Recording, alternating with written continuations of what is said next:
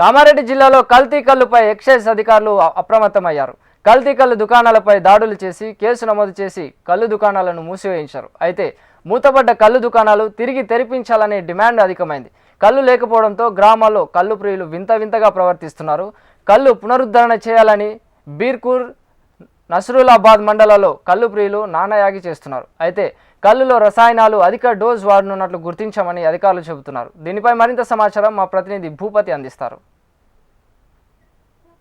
కామారెడ్డి జిల్లాలో నెలకొన్న కల్తీ కల్లు ఘటనపై ఎక్సైజ్ శాఖ సీరియస్గా పరిగణించింది. ఇప్పటికే పలు కేసులు నమోదు చేయడంతో పాటు వ్యాపారాలను కూడా రద్దు చేసిన పరిస్థితి నెలకొంది. అయితే ఉమ్మడి నిజామాబాద్ జిల్లా వ్యాప్తంగా కృత్రిమ కల్లు తయారీ కోసం కల్లు వ్యాపారులు, ముస్తేదారులు కొత్త పుంతలు తొక్కుతున్న పరిస్థితి నెలకొంది. ముఖ్యంగా వివిధ రకాల రసాయనాలు వాడుతూ కల్తీ కల్లును తయారు చేసి ప్రజలపై రుద్దడంతో ఇటీవల కాలంలో ఇటు నస్రులాబాద్, బీర్కూర్, అదేవిధంగా గాంధారి మండలాల్లో జరిగిన కల్తీ కల్లు సంఘటనలో 100 మందికి పైగా అస్వస్థకు గురయ్యారు. వీరిలో 30 మందికి పైగా తీవ్ర అస్వస్థకు గురైన పరిస్థితి నెలకొంది. ఈ నేపథ్యంలో వారిని ఐసీయూలో చికిత్స నిర్వహించిన పరిస్థితి నెలకొంది. ఆ తర్వాత నెలకొన్న పరిణామాలతో ఎక్సైజ్ శాఖ అప్రమత్తమైంది. కామారెడ్డి జిల్లాలో కేసులు నమోదు చేసిన పరిస్థితి నెలకొంది. కేసులు నమోదు చేయడమే కాకుండా వారి లైసెన్సులను కూడా రద్దు చేసిన పరిస్థితి నెలకొంది. ఇందుకోసం క్లోరోహైడ్రేట్, అదేవిధంగా డైజోఫామ్, అల్ఫోజోలం వంటి మత్తు పదార్థాలతో పాటు ఈ వివిధ రకాల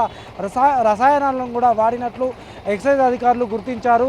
వాటిపై కూడా కేసులు నమోదు చేసిన పరిస్థితి నెలకొంది. అయితే ఇప్పటికే చాలామందిపై కేసులు నమోదు చేసిన ఎక్సైజ్ అధికారులు ఇప్పటికే అప్రమత్తం కావడంతో పాటు ఇందుకు కారకులైన వారిని కూడా గుర్తించిన పరిస్థితి నెలకొంది.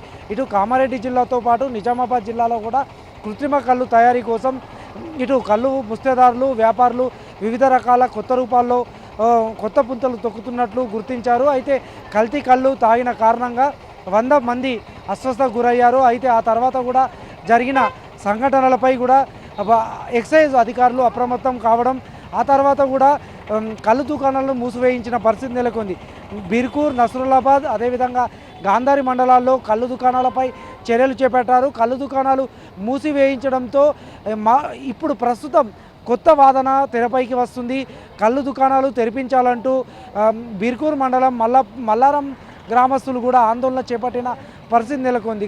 కళ్ళు లేకపోవడంతో నిద్ర పట్టడం లేదు, అదేవిధంగా కాళ్ళు వంకర్లు పోవడం, వివిధ రకాలకు సంబంధించిన వ్యాధులు వస్తున్నాయని కూడా, దీంతో కళ్ళు తప్పనిసరి కావాలంటూ కూడా డిమాండ్ నెలకొంది. దీంతో బీర్కూర్, నస్రులాబాద్ మండలాల్లో కళ్ళు వ్యాపారులపై ఒత్తిడి తీసుకువచ్చే ప్రయత్నం చేస్తున్నారు. ఇప్పటికే అధికారులు కళ్ళు దుకాణాలను సీజ్ చేశారు. ఆ తర్వాత సీజ్ చేయడంతో కళ్ళు వ్యాపారాలు బంద్ అయిన పరిస్థితి నెలకొంది. టీఎఫ్టీలు, టీసీఎస్లపై కూడా కేసులు నమోదు చేసిన కామారెడ్డి జిల్లా ఎక్సైజ్ శాఖ వారిపై చర్యలు తీసుకునే ప్రయత్నాలు చేస్తుంది. కృత్రిమ కళ్ళు కారణంగా ప్రజల ప్రాణాలతో చెలగాటమాడుతున్నారనే విమర్శలు, ఆరోపణలు వెల్లువెత్తుతున్న పరిస్థితి నెలకొంది. ఉమ్మడి నిజామాబాద్ జిల్లా వ్యాప్తంగా లక్షలాది లీటర్ల కళ్ళును కృత్రిమంగా తయారు చేస్తున్నారు.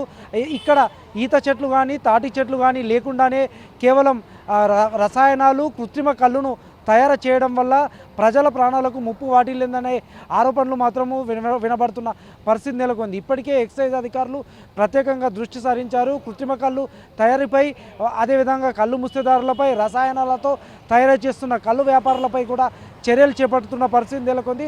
మరోవైపు కళ్ళు మానివేసే ప్రయత్నంలో కళ్ళు లేకపోవడంతో ప్రజలు ఇబ్బందులు ఎదుర్కొంటున్నారు. ముఖ్యంగా గ్రామీణ ప్రాంతాల్లో కళ్ళు తాగడం కోసము ప్రజలు ప్రస్తుతం తీవ్ర ఇబ్బందులు ఎదుర్కొనే పరిస్థితి నెలకొంది. ఎందుకంటే కళ్ళు లేకపోవడం వల్ల ఆరోగ్యకరమైన సమస్యలు వస్తున్నాయని కూడా ఆందోళన చెందుతున్నారు. మల్లారంలో ఇప్పటికే ప్రజలు కళ్ళు కోసము డిమాండ్ చేస్తున్న పరిస్థితి కనబడుతుంది. ఈ నేపథ్యంలో ఉమ్మడి నిజామాబాద్ జిల్లా వ్యాప్తంగా నెలకొన్న కల్తీ కల్లు ఘటన ఇటు రాష్ట్ర వ్యాప్తంగా చర్చనీయాంశంగా మారింది.